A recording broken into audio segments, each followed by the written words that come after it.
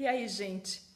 Eu terminei de alimentar o gatinho e aí eu resolvi voltar porque quando eu fui olhar para as perguntas, para os comentários, tinha uma pergunta muito interessante, que era: você iria para o Big Brother? Você teria coragem de ir para o Big Brother?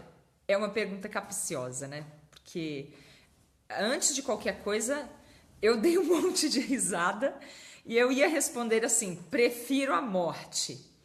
Mas é claro, eu lembrei inclusive que a morte é uma das coisas que a gente mais transpõe quando começa a fazer ativismo.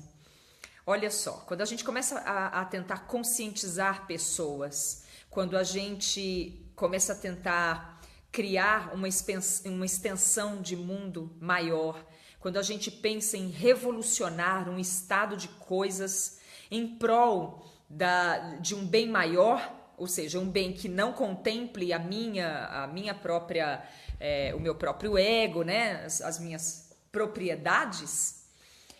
A primeira coisa que a gente faz é desconstruir essa ideia de vida, de morte, é desconstruir essa ideia equivocada de que eu tenho que fazer tudo para a minha própria vida, para contemplar a minha vida. É uma das primeiras coisas que é limada do nosso ego. Então eu nunca vi nenhum revolucionário ficar se protegendo o tempo todo, que eu não posso morrer, mas a minha vida é mais importante. Mas então a primeira coisa que eu ia dizer, que era prefiro a morte, já cai por terra. Porque de verdade, inclusive, eu tenho tido um certo tempo, eu tenho dedicado para pensar no quanto a gente se expõe, no meu caso, por exemplo, que me exponho junto com meu filho, né, uma criança, falando com quem? Com vaqueiros lá em Brasília, né? Uma gente bem violenta, é uma gente que realmente estão lá para qualquer coisa. E eles falam isso, inclusive. Ele não é algo que eu estou acusando eles, não.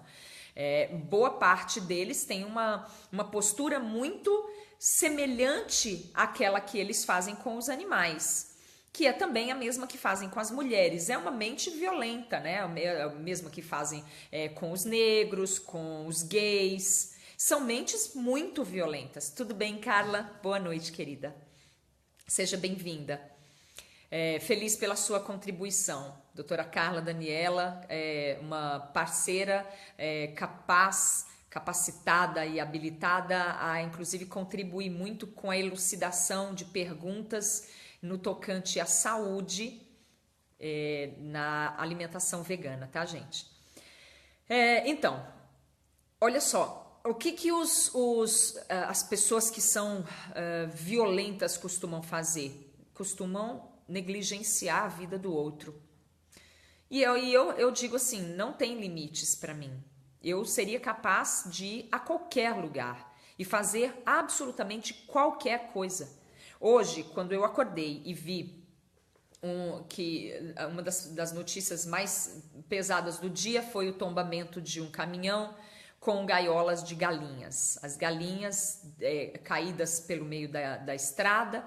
E além do cenário já trágico, porque eram galinhas que estavam indo para o matadouro, não eram galinhas que estavam indo para o cabeleireiro, para manicure, não, eram galinhas que estavam indo para o matadouro.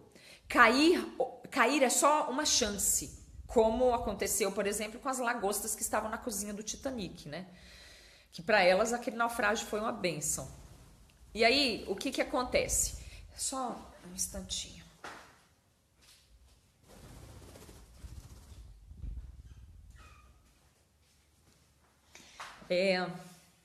Então, o que acontece? As galinhas que estavam indo para o matadouro caíram na estrada.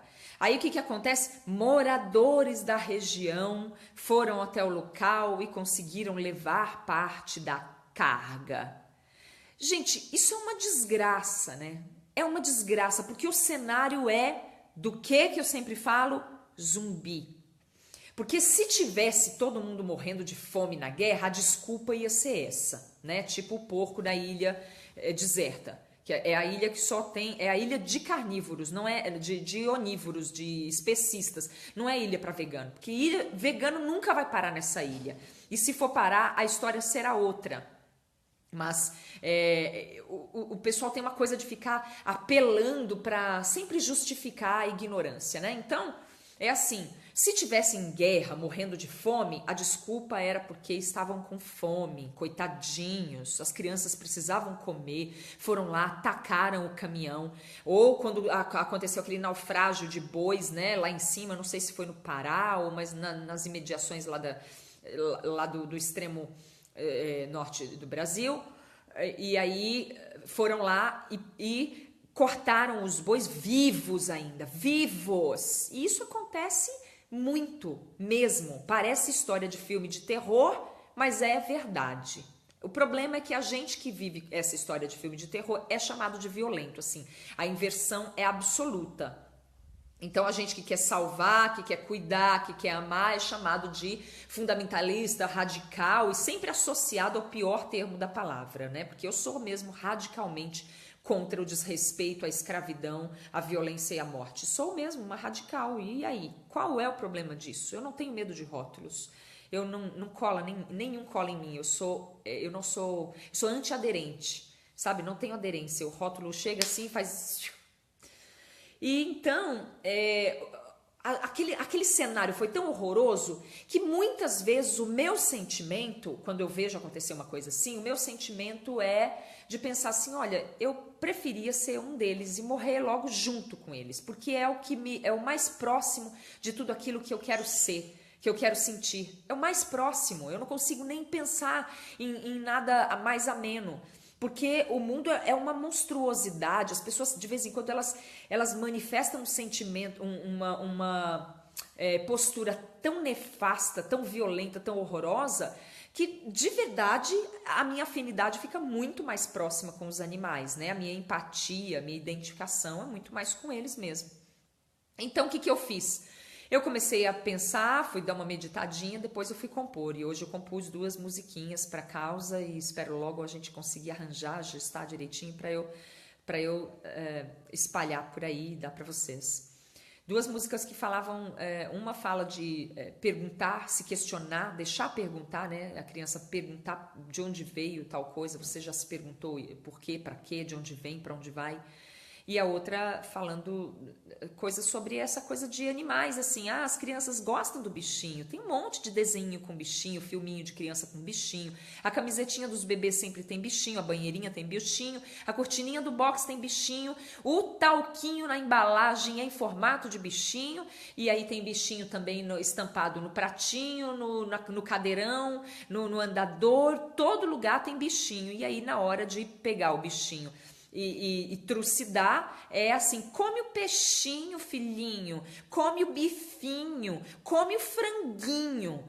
Isso é uma desgraça, porque isso é ensinar o seu filho a ser um esquizofrênico, um psicopata, mas não pode falar, porque se a gente fala, a gente que é errado, a gente não pode falar de amor. Falar de amor virou uma ofensa. Falar de verdade, então, nem se fala, porque verdade e inconveniência são sinônimos. Verdades não convêm. No mundo todo forjado, todo adulterado, verdades não convêm. Como que a gente faz para suportar isso, então? Cada um vai encontrar o seu escape, o meu é criar mais conteúdos e mais convicção. Mais convicção, porque como para mim isso é um valor, a luta abolicionista por respeito e tudo mais é um valor, se eu morrer fazendo isso, eu estou morrendo fazendo o que gosto. E é por isso que várias vezes eu já repeti. Eu vejo colegas, atores, artistas falarem, eu quero morrer no palco. E aí as pessoas acham isso lindo, nossa, é glamuroso, né? Imagina uma bailarina morrer no palco. Mas daí quando a gente fala assim, eu falo, eu quero morrer no matadouro. Se eu tiver como escolher como que eu quero morrer no matadouro. Você fala assim, olha, Nana, você vai morrer, você tá doente aí, tá velhinha, ou sei lá, de alguma maneira eu tivesse como escolher, eu quero morrer no matadouro. Porque é onde eu vou sentir toda a plenitude do significado da minha vida. Eu vivi para libertar, eu vivi para compartilhar tudo o que eu tivesse entendido do mundo sobre amor e liberdade, respeito e liberdade. Então, para mim, é um significado muito grande. Daí, o amigo parceiro me perguntou, mas você iria para o Big Brother? Então, se o Big Brother não fosse a fraude que é, a mentira e a falácia que é, certamente eu iria. Mas, Nana, e assim, sendo como é, você não acha que ia render uma visibilidade gigantesca, uma oportunidade ímpar de você enfiar o veganismo via satélite, assim, que imagina a quantidade de pessoas que iam ver uma vegana ativista lá no Big Brother. Imagina quantas pessoas iam ter notícias sobre o Big Brother, iam ter notícias sobre o veganismo, iam conhecer, iam ser curiosos e tudo mais. Acontece que aí a pergunta sou eu que faço. O Big Brother ia me aceitar sem me desconfigurar, sem me reprimir, sem me adulterar, sem me interditar? Aí sou eu que pergunto. Tiago, você está me ouvindo? Você que me perguntou? Sobre o matadouro, o Tiago está dizendo que eles iam dizer que eu morreria humanitariamente. Então, eu queria morrer exatamente como boi. Assim como as pessoas falam que tem aquele 269 Life, né, que eu vou fazer uma tatuagem também, o 269 Life é um símbolo de um bezerro cujo brinco, né, de marcação dele era 269 e ele foi abatido e tudo mais, e as pessoas, os ativistas que querem essa marca, alguns fazem isso a ferro mesmo, é ferro em brasa igual ferrando boi, e aí escrevem 269. Então eu ia querer morrer exatamente como o boi, exatamente como o boi. Não quero nada de papo de humanitário, não quero que ninguém venha me dar uma injeçãozinha, passar a mão na minha cabeça, porque não é assim que fazem com os bois, não é assim. É colocar na fila, ele indo sabendo que vai tomar uma porretada, porque eles sabem sim, eles intuem, eles sentem, pressentem, e eles tentam escapar, eles mugem, urram de dor, e era assim que eu queria morrer, assim, desse jeito.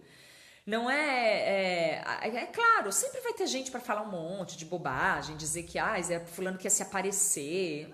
Nada disso interessa, nada disso importa. O que importa é a gente conseguir compartilhar em que medida nós estamos realmente com os pés dentro das escolhas que a gente faz. Isso também não classifica ninguém como herói, ninguém como nada. É uma experiência profunda que eu gostaria de me dar o direito de ter, que não vai me colocar em nenhum lugar superior a ninguém, não vai me colocar em nenhum lugar de, não, porque depois de morta, inclusive, parece que eu não vou ter como voltar para falar que foi incrível e aí eu vou ganhar fama, e nada disso. E também pouco importa status, esse tipo de coisa, que é o tipo da coisa que eu não quero. Eu queria que me esquecessem completamente. Se eu tiver algum legado decente para deixar, ótimo, que lembrem das coisas, das obras, mas de mim mesmo, faz sentido nenhum.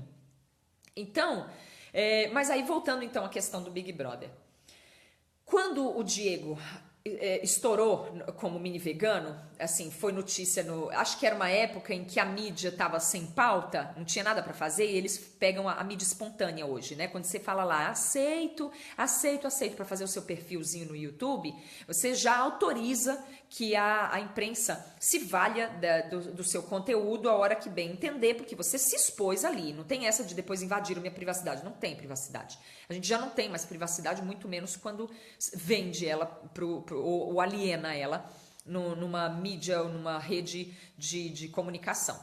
Então, quando ele explodiu como mini vegano, as pessoas vieram e começaram assim. Ele saiu no Catraca Livre, no Hypeness. Devo lembrar que nada disso rende dinheiro, tá? Eu não sei se tem alguém ainda que pensa isso, mas por via das dúvidas é bom lembrar. Nada disso rende dinheiro. Eles nem sequer precisam da minha autorização ou da autorização do Diego para isso. Eles podem fazer isso, como eu disse. Você aliena ali a sua liberdade ou a sua visibilidade, e aí eles têm direito de pegar. Então saiu no Catraca Livre, saiu no Hypeness, saiu em N mídias. E aí a produção da Fátima Bernardes me ligou, me pedindo para ir para lá. E na época eu estava muito inexperiente ainda, eu não me sentia com condições de decidir isso sem consultar as pessoas. Eu acabei conversando com algumas pessoas e só para entender mesmo qual era o posicionamento de ninguém. Por fim, nós não fomos e eu sou até hoje muito grata por tudo ter conspirado para a gente não ir. E por quê? Para que você vai se expor 5 minutos, 10 minutos para um lugar que tem uma estrutura gigantesca para te amordaçar e algemar ao mesmo tempo? Para quê? Qual é o intuito? Que diabos eu poderia conseguir com isso? Ah, muita gente ia ouvir falar de veganismo, claro. Mas e aí? O público da Fátima Bernardes não é exatamente o público que está muito disposto a procurar, pesquisar, fazer crochê, que ir lá, falar, eu quero entender melhor isso. Não é. De modo geral, o público da Fátima Bernardes é um público que gosta de entretenimento, que gosta de notícias superficiais mesmo para se entreter. Eles gostam de não pensar, inclusive. Aí o mini vegano vai lá ser crivado por trocentas perguntas que na verdade são muito capciosas, que eu não ia ter oportunidade nem espaço para fazer intervenções. E aí ele sai e aí eles colocam lá um médico falando que é uma dieta muito arriscada e perigosa, não tentem fazer isso em casa. Como que as mães que estão assistindo a Fátima Bernardes nesse momento vão falar, mas eu não sei não esse médico, hein? Eu acho melhor eu ver qual que é dessa família, porque, poxa, é uma mãe e uma criança, e eu acho que eu prefiro pensar e pesquisar, eu vou entrar em contato com ela. Claro que não. Claro que não. O que eles iam fazer? O médico é a autoridade que falou. Como eu posso garantir que eles não iam fazer isso? Eu posso exigir isso? Claro que eu não posso também. Mesmo que não fizessem isso na hora, para não ficar muito descarado, mas eles podem fazer isso no dia seguinte. Quem assiste Fátima Bernardes provavelmente assiste todo dia. É gente que segue, é gente que gosta, é gente que aprecia esse tipo de mídia. E aí? Então, assim, e outra, desde o princípio eu falei, eu não quero que o meu filho seja um showboy, eu não quero que, se eu quisesse que ele fosse famosinho, eu tinha posto ele no MasterChef. Ele gostava, sempre gostou de cozinhar. Se eu quisesse que ele fosse famosinho, eu ia fazer outras coisas. E sobre mim eu falo a mesma coisa. Eu tenho umas profissões aí, uns talentos, umas capacitações. Se eu quisesse ser famosa, eu ia tentar outra coisa. Eu já, no começo de tudo, quando eu me formei no teatro, eu não quis ser atriz de televisão. Eu não quis nem pensar em chegar na televisão. Eu não gosto, não é a minha cara, não tem nada a ver. Olha o que eu tô fazendo aqui. Todo mundo fazendo vídeo no YouTube bonitinho, arrumadinho, com vinheta, com anúncio, com tempo certinho, calculado para ter views e tudo mais. E eu tagarelando, feito uma doida aqui, em casa, dando mamar para um gatinho resgatado, e com a BenTV voando para lá e para cá. Não é a minha cara mesmo isso. Então eu disse, não quero, não vou. Se eu tivesse um espaço, verdadeiramente, se eu tivesse certeza que eu tinha um espaço para me expressar, que eu teria um espaço para me expressar e que eu teria como transmitir coisas, conscientização e tudo mais, claro que eu iria. Não importa, mas você ia também nadar na valeta? Ia também. E pular no Tietê também? Você ia? Ia também. Só que o que a gente tem que fazer minimamente por uma questão de responsabilidade é fazer um cálculo lógico da nossa energia e dos nossos recursos de tempo, espaço e tudo mais. Se hoje eu tenho muito mais condições de contribuir para a causa, elaborando textos, desenho, música, performance, palestra e cuidando de um santuário, orientando pessoas, se eu tenho condições de fazer isso, para que eu vou vender tudo e apostar todas as minhas fichas como uma mulher bomba na Fátima Bernardes? Ou num Big Brother? O Big Brother não ia nem me querer. A hora que eles começassem a ver que eu não ia mentir de jeito nenhum, eles não iam me querer. Ali é tudo farsa. Todo mundo mentindo. Eles tentam... Eu não sei, porque assim, eu só tenho notícia, eu não vejo TV mesmo há mais de 10 anos. Eu não sei como é que é, mas me parece e tem cheiro, gosto de fraude e tudo mais. Então... Então, a Carla Daniela tá me falando que se me chamarem de novo é para eu falar isso. Mas então, eles tentaram me chamar de novo. Uma vez eu tava lá no Rio mesmo e eles me ligaram e o produtor falava assim, olha, é porque a gente quer uma criança de várias tribos diferentes. Ele nem vai falar de veganismo, é que o seu filho hoje ele tem uma influência para as crianças e adolescentes. Então, a gente vai falar de moda. De moda. Eu falei, oi. É só para que tenha várias tribos, a gente nem fala muito sobre veganismo, a gente só fala como que se vestem as crianças de tal tribo, de tal tribo, de tal tribo, assim, tipo, a criança que é assim, criança que é assado. Olha quem tá aqui, que hoje não foi dormir ainda. Como assim? É hora de passarinho tá dormindo. Vai lá pro seu ninhozinho, pro seu mocó. Então, aí o cara falou isso pra mim, que o mini vegano ia falar de moda. Eu falei, moço, nossa vida é ultra simples, é a nossa proposta. O mini vegano, ele usa umas roupas de brechó que cabe 3 dele dentro.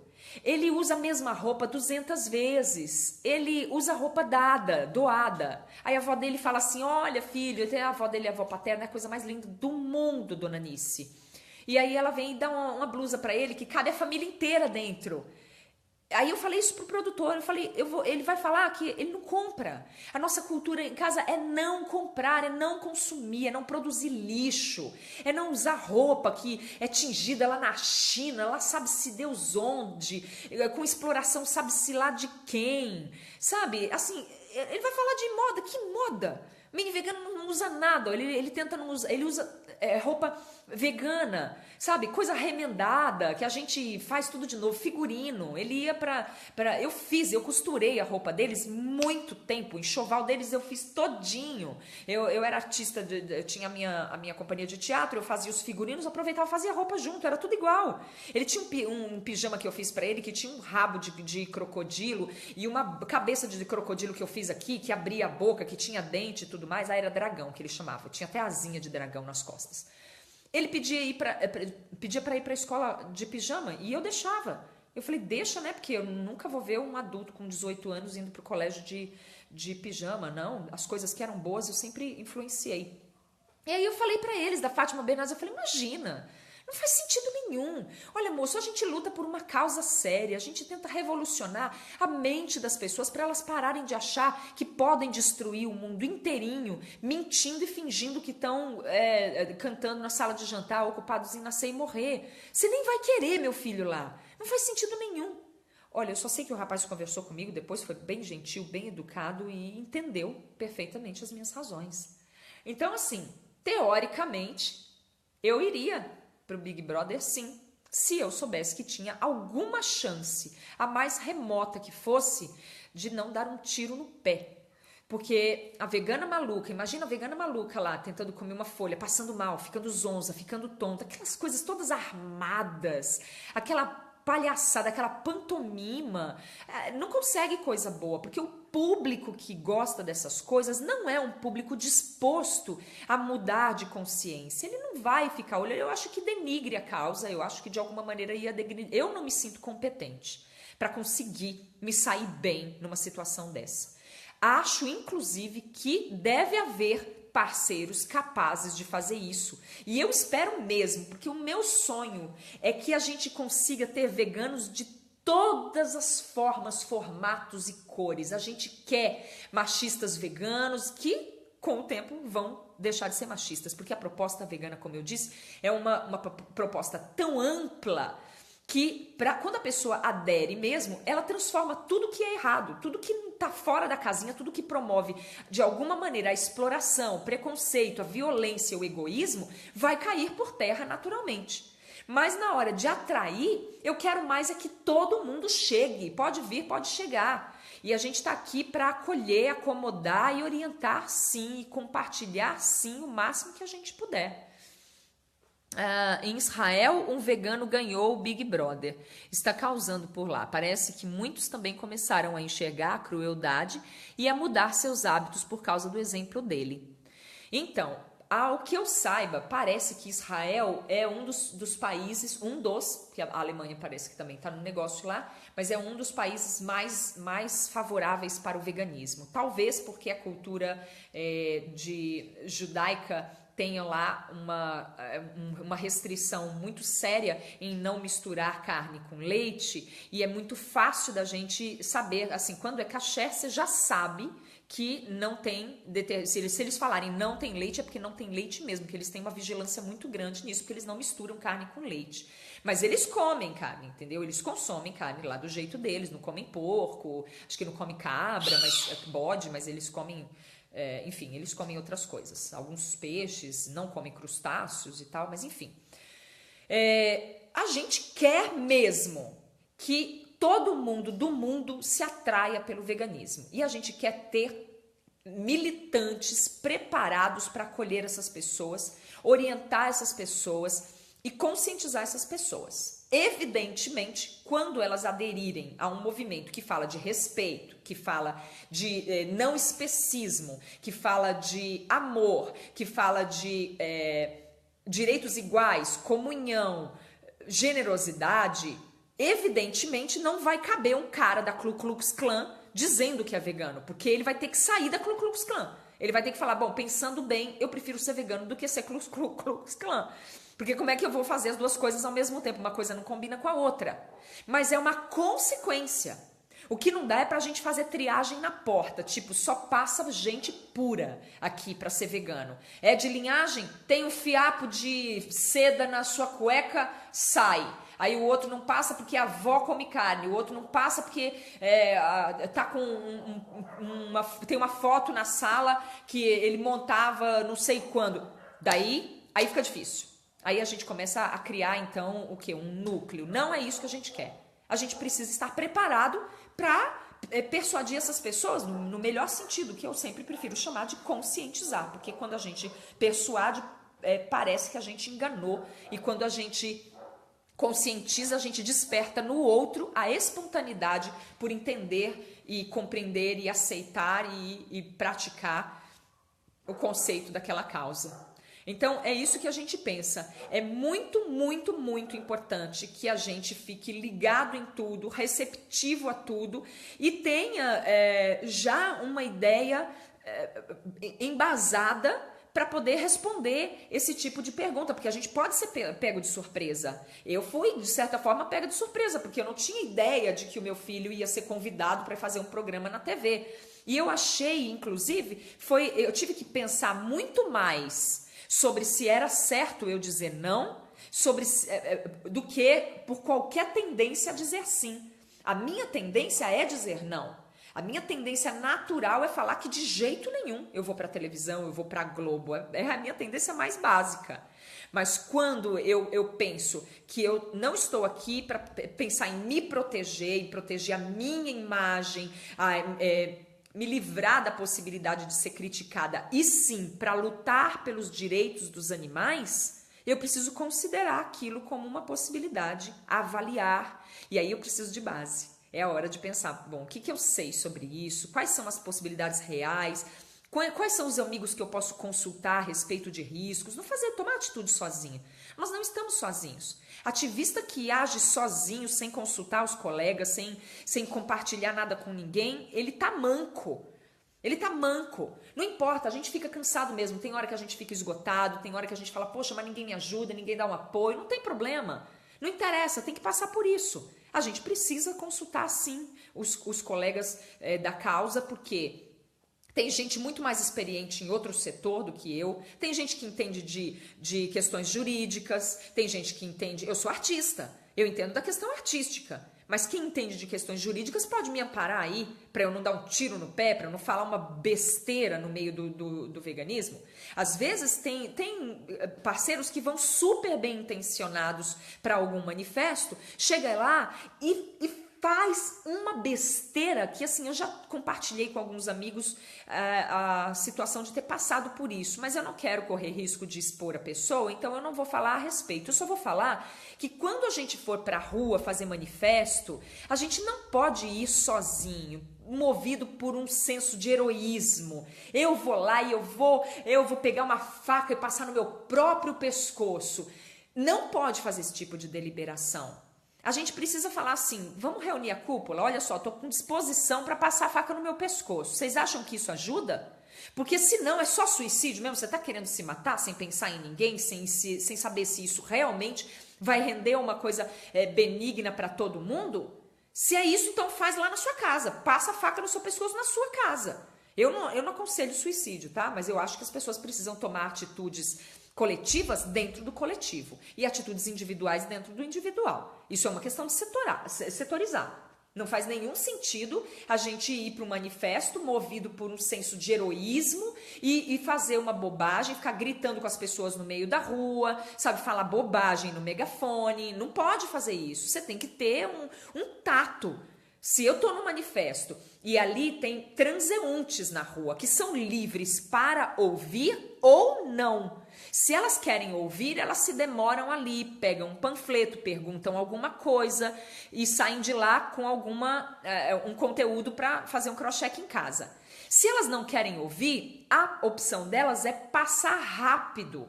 Se um manifestante está ali gritando no megafone de uma maneira violenta, de uma maneira grosseira, de uma maneira impositiva, o transeunte vai correr. E aí a gente perdeu alguém que podia se interessar.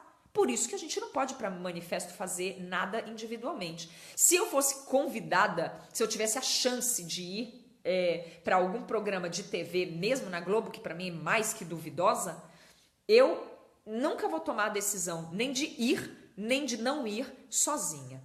Eu sempre vou ouvir os parceiros, mesmo que dê um empate e eu tenha que ser o voto de Minerva, eu tenha que decidir no final das contas. Mas eu sempre vou consultar, porque as minhas ações como ativista conscientizadora da causa vegana, abolicionista, ela não é minha.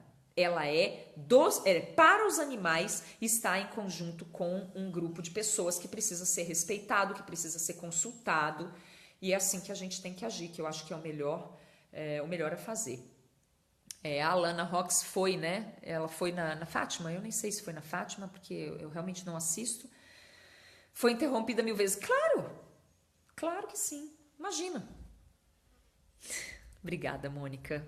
Desfrute, espalhe e sirva-se, porque a minha intenção é estar o tempo todo presente para conseguir unir a gente, a nossa voz tem que estar muito junta, a gente tem que fazer perguntas para si mesmo, aí tem que fazer perguntas uns para os outros, sempre construindo, tá? Sempre construindo, esse é um pedido que eu faço. Vamos construir, se a gente se encontra nos grupos veganos, inclusive, vamos tentar ser mais generoso, né? Todo mundo ser um pouquinho mais generoso e acolher mais a pergunta do colega. Quando vê que tem alguém provocando muito, tenta tomar essa atitude, essa decisão de se vai banir a pessoa ou se vai alimentar a loucura dela em conjunto, o máximo possível em conjunto. A Gaia e a Bentinho, as amigas, uma gata e uma bem-te-vi. Entende? Eu acho que isso é muito importante a gente fazer, a gente consultar os amigos. Então tem Brasília lá, acontecendo um monte de coisa na hora da vaquejada, decisões, os caras dando um golpe atrás do outro, picareta em cima de picareta, interesses escusos, interesses corruptos. Aí o ativista vai sozinho para Brasília. Ele não pergunta se o amiguinho quer ir, se o amiguinho tem disposição, disponibilidade, condição e interesse de ir. Aí ele vai sozinho para lá. Só ele é ativista, só ele sabe fazer ativismo. Ele não pergunta se alguém mais quer acompanhá-lo, se alguém quer... Porque assim, não, tudo bem, nem todos são preparados, nem todos têm condições de estabelecer uma interlocução com os corruptos lá, né? Com aquela cúpula de canalha. Mas então, se você se acha preparado mais que os outros, ajuda, né? Orienta o amiguinho. Fala assim, olha, colega, parceiro, você tem disponibilidade? Quer ir? Eu tô indo para lá. Você tá a fim de me acompanhar? A gente pode fazer alguma coisa. Mas olha, vamos fazer um briefing aqui. Vamos combinar o que a gente vai dizer, o que a gente não vai fazer. Isso é postura de ativista. Isso é postura de ativista que realmente tem a ideia de que a gente pode fazer uma revolução. Porque se estão por aí dizendo que a gente não pode fazer revolução, a gente junto, imagine se for sozinho. Eu, de verdade, acho inconcebível. Completamente inconcebível a gente pensar em fazer uma revolução sozinho, individualmente. A gente precisa uns dos outros. A gente precisa de um cabeleireiro, uma manicure vegana, a gente precisa de um cozinheiro, a gente precisa de um advogado. Não. Diversos, incontáveis. A gente precisa de uma fada da limpeza, a gente precisa de todo mundo, a gente precisa de um açougueiro, sabe? Porque hoje essas pessoas que se portam como contra, elas podem mudar. E elas são a melhor propaganda da transformação da revolução vegana. Todo mundo gosta de postar ali, ex-açougueiro decide virar vegano. Todo mundo gosta de postar ali, ex-fazendeiro larga tudo, fazendeiro larga tudo para se tornar vegano, para defender a causa animal. É uma propaganda maravilhosa. Assim como eles também gostam de falar, ex-vegano alega que estava fraco e parou de ser vegano. Eles adoram falar, eu já fui vegano, mas eu não pude porque eu me machuquei, o médico falou que eu tinha que comer carne. Então, assim, todo mundo gosta de falar isso. Mas aí quando eu digo que o Pirula é um cara inteligente e que ele poderia virar um vegano e ia ser um cara legal pro veganismo, aí a galera fala, não é possível. Mas, gente, se não é possível, então quem é? Hoje, doutora Sônia Felipe compartilhou um vídeo de um desenho que uma animação que eu e meu marido fizemos sobre duas abelhas. Essa história é assim. A gente escreveu um livro quando a gente ainda não era vegano ativista. Eu já era, enfim, mas não era ativista. E a gente escreveu um livro sobre duas abelhas que saem da colmeia e vão tentar romper com aquele paradigma e tudo mais e procurar uma vida na 25 de Mato, que é uma feira toda alternativa, onde cada um faz o que quer, mostra o que tem e tudo mais. E essa abelha nasceu de bolinha, não listrada. Ela já nasceu fora da casinha. E ela é bailarina, ela faz tudo dançando. E o abelho, né, o zangãozinho, ele tem colcheias no lugar de antenas e ele assobia em vez de zumbir. E aí, esse livro, que fala de uma porção de coisas, ele foi acolhido pela editora IMEP de Fortaleza. E eles fizeram um presente, gentilmente pra gente, eles nos deram a última página do livro de presente. E na última página eles deram de surpresa pra gente uma receita de pudim de mel com ovo. Eu não era ativista na época, então eu não falei pode jogar fora isso, mas era um presente, eu fiquei numa saia justíssima. Então eu já falei com a editora e pedi pra gente refazer essa página. Mas eles alegam que tem um estoque gigantesco lá e que enquanto não terminarem esse estoque, que eles não vão poder fazer uma nova edição. Eu compreendi e entendi que esse livro não ia ser utilizado, porque eu não posso ser uma ativista vegana que escreveu um livro em cuja última página tem uma receita de pudim de ovo e mel. E aí, então, nós fizemos uma animação, conseguimos tudo por nossa conta, vendemos as calças e fizemos uma animação de uma música inspirada nesses personagens, que é Zib e Zon. Então o livro é Sonhos de Mel, a gente colocou o nome Zib e Zon.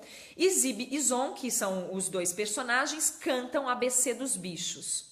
Daí eu postei a musiquinha, porque eles são veganos, e a gente tem um projeto de fazer eles conscientizarem tudo e todo mundo, falarem da morte das abelhas, falarem do uso do mel, conscientizar pessoas e tudo. Mas não é simples, porque a gente faz tudo sozinho, não tem patrocínio de um alfinete na nossa vida.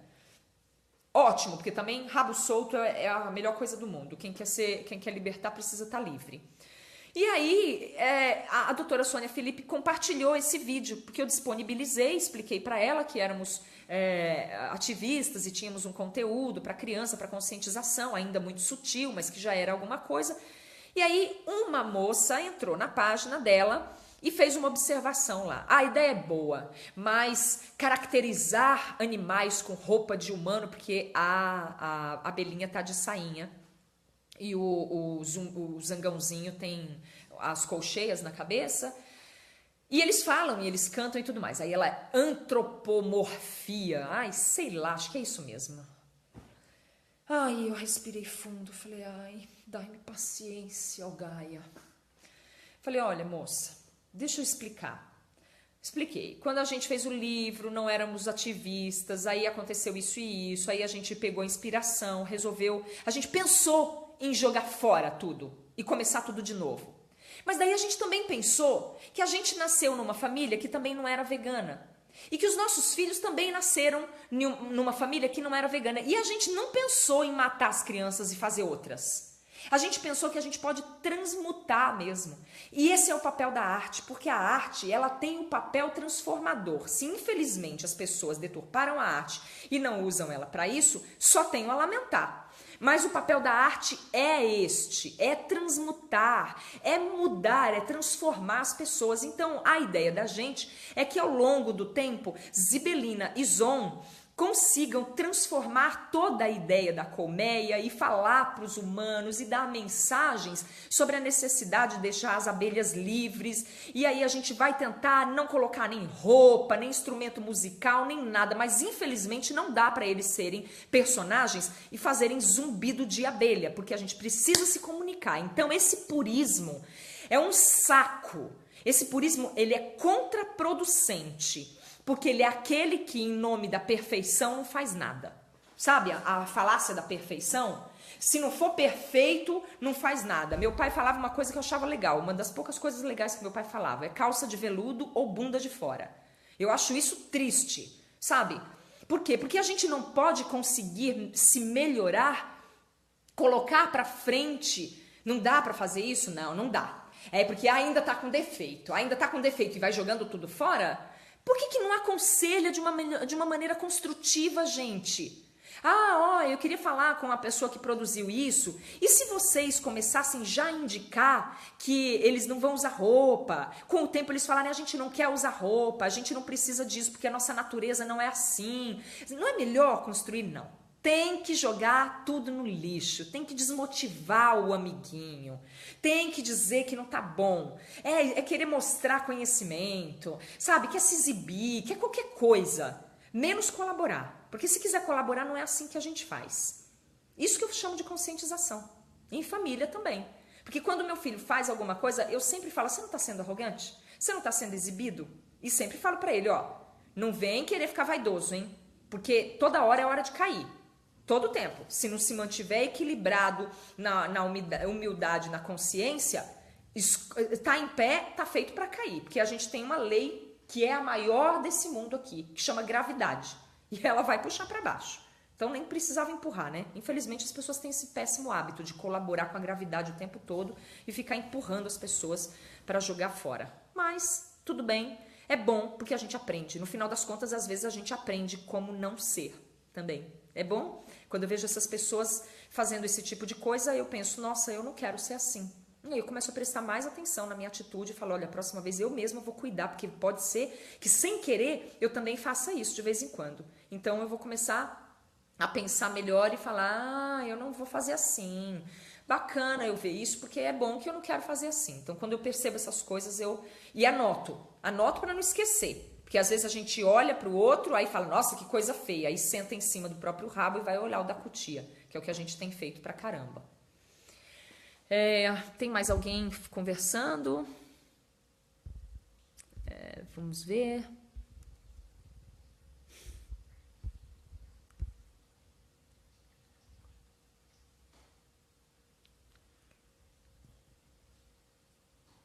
Bom, eu acho que é isso, gente. Acho que a gente já conversou um tanto hoje e eu me perco, né? Por mim eu ficava aqui uma vida inteirinha, mas não dá. Tiago, eu retomei aqui uma observação do Tiago. Ele disse que eu só ia se a Fátima fosse vegana.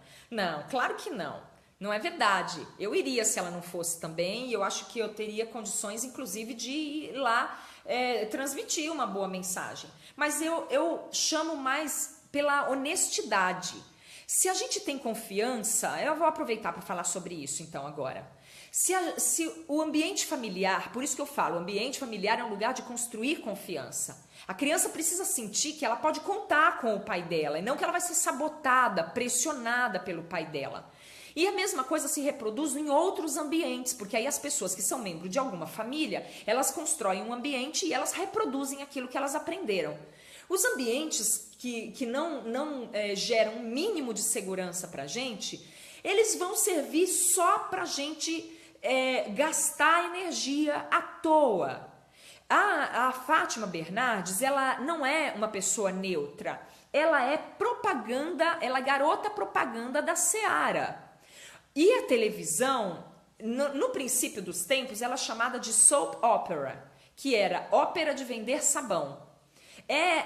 Criou-se os programas para prender as pessoas, para elas olharem para os comerciais. Quem sustenta os programas televisivos são os anunciantes.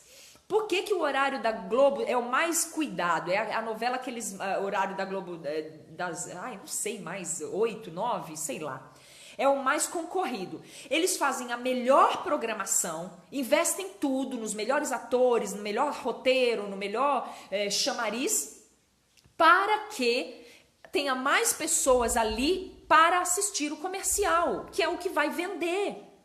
Então, assim, você acha que a Fátima Bernardes vai descuidar do anunciante dela, do patrocinador dela? Não vai. E eu tenho essa consciência, eu sou atriz. Eu sabia disso porque eu fui formada por uma escola, inclusive, que era muito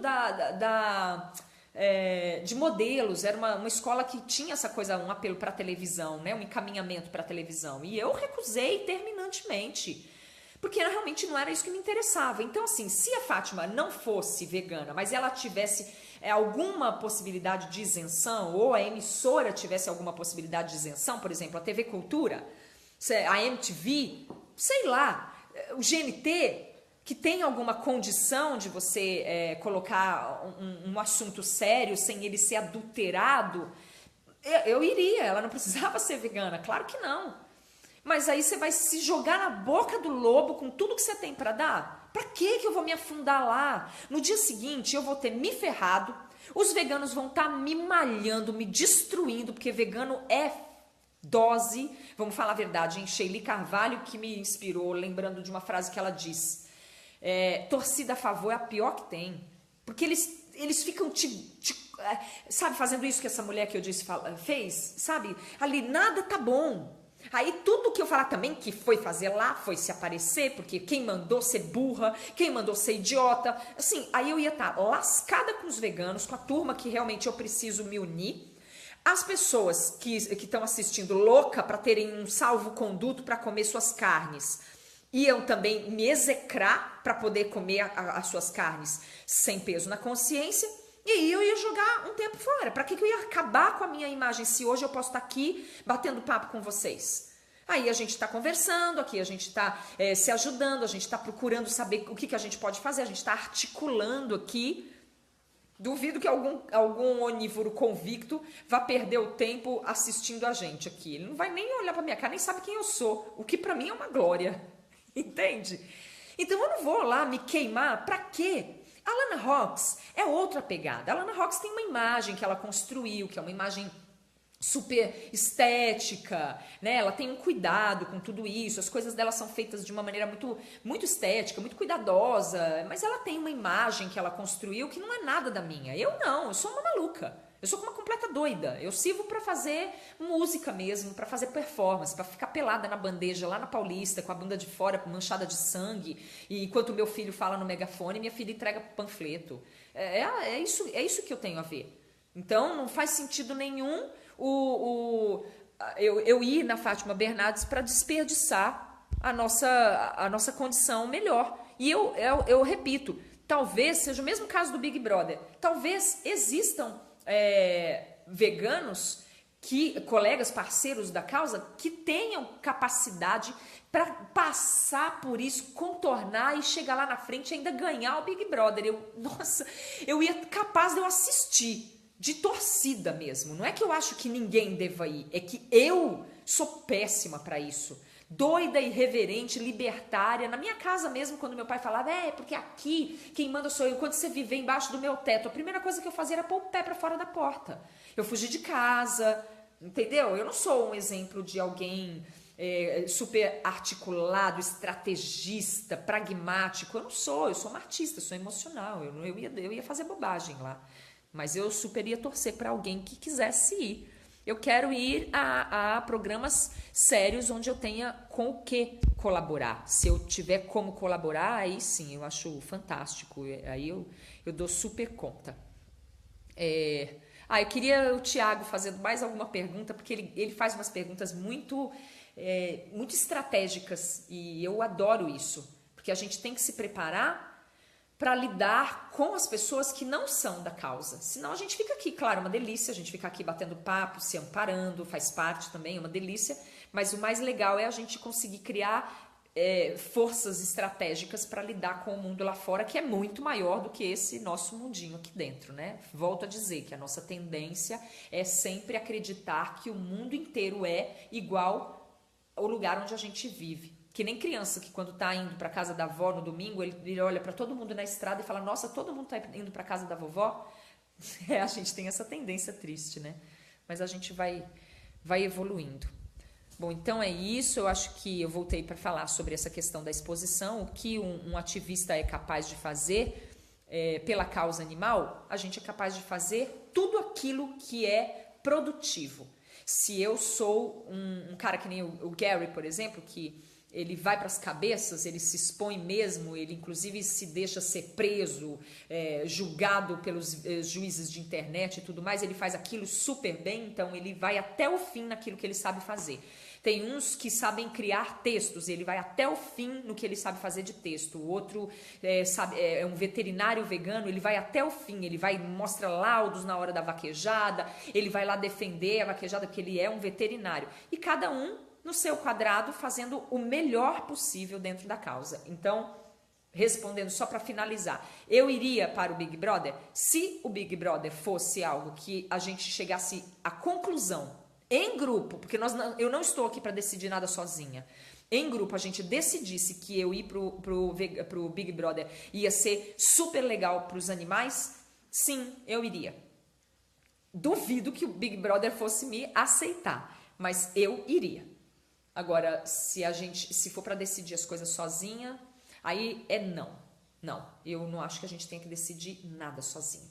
A causa não é minha, a causa é dos animais, é para os animais. E a gente precisa ser consultado. Portanto, um recadinho para os ativistas que gostam de fazer ativismo sozinhos: não façam ativismo sozinhos. Não façam. Façam com os amigos, façam com os colegas, se unam, porque a gente não é forte sozinho, a gente vai fazer bobagem, a gente desarticula a causa, a gente desarticula o movimento, a gente enfraquece, a gente dilui o movimento quando a gente acha que a gente pode dar conta de fazer as coisas sozinho. E sempre que eu for, em algum momento, consultada se eu devo ou não fazer uma exposição de grande monta, se for um caso de, por exemplo, ir para Brasília ou não ir para Brasília, fazer um movimento, eu vou estar sempre junto com os colegas, com os amigos, para saber o que é melhor para todo mundo. Não vou tomar atitude sozinha, isso é muito feio, tá? Então, super obrigada para todo mundo. Ai, que delícia ficar batendo papo sobre uma coisa que a gente se sente tão só. Assim a gente não se sente só. Compartilhem os vídeos se vocês puderem, se vocês acharem que é bom, que vai ser de alguma valia. Para quem quiser indicar, os vídeos estão disponíveis, todas as nossas lives, esses nossos bate-papos interativos estão disponíveis no canal Comandante Pesquisa, no YouTube. Se puderem compartilhar, compartilhem. Sempre que puderem, deem uma olhada nos conteúdos dos parceiros veganos. Se precisarem fazer críticas para os parceiros, se for o caso, tentem fazer essas críticas construtivas, educadas, gentis, pacifistas. Chama o colega de lado na hora de gritar. Aí grita com o colega nos bastidores, chega a uma conclusão. Tentem não ser em nenhum momento incautos, para que a gente consiga se unir mesmo de verdade, que a gente acabe com essas picuinhas, sabe? Com essas implicâncias tolas que não estão levando a gente a lugar algum, para a gente fortalecer a causa. Se precisarem de mim, eu estou sempre à disposição. Me chamem no inbox no Facebook aí, me chamem no canal. O Mini Vegano não tem alimentado o canal dele, tá louco lá com as coisas do colégio, mas em breve a gente coloca alguma coisa. O canal Vegana e a Mãe também tá desabastecido, porque eu preciso ter técnica e eu não tenho, não tô conseguindo colocar as coisas lá, mas o comandante pesquisa tá fazendo essa imensa gentileza pra gente, que é de compilar todos os conteúdos veganos que ele encontra dos parceiros e ele joga lá. Vamos participar, vamos dar uma força um pro outro, porque isso daí é que vai fortalecer a nossa causa na hora do aperto, na hora do vamos ver. Tá bom? Beijo pra todo mundo. Boa noite.